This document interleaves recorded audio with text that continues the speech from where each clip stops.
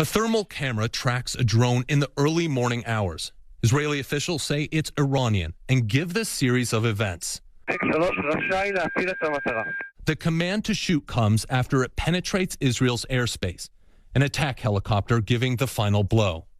The unmanned drone originated near Palmyra in Syria at an Iranian base called T4. That, according to Israeli officials. 8 fighter jets scrambled to take out the command and control center. They encountered heavy Syrian anti-aircraft fire, triggering sirens across northern Israel and the Golan Heights. Before 5 o'clock in the morning, we hear the sirens, 2 sirens. I take my wife and my children. We take them to the shelter. And now we hear, sometimes we hear airplanes in the air. Amid the heavy fire, an F-16 crashes. The pilot and co-pilot eject safely. One seriously injured, the other lightly. A helicopter takes the pilot to a hospital. Israel's military says this is the first plane they've lost in combat in decades.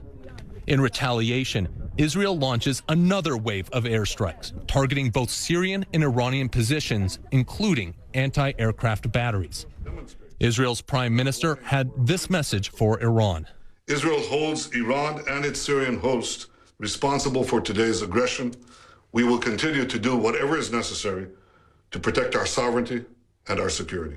The incident raising tensions in the Golan Heights to a new level. Israeli leaders have been watching the ongoing civil war in Syria just right over there for years. One thing that concerns them the most is someday, when they're looking over this frontier, they'll see Iranian soldiers looking back. Israeli officials have warned against an Iranian military buildup in Syria, and Israeli warplanes have launched dozens of strikes on advanced weapons targets over recent years. For its part, Iran is warning Israel against further military action, calling the downing of an Iranian drone ridiculous. Iran's foreign ministry saying Iran has a legitimate right to be in Syria. This latest clash could mark a turning point, with Israel's long-enjoyed air supremacy in the region taking a hit. Ian Lee, CNN in the Golan Heights.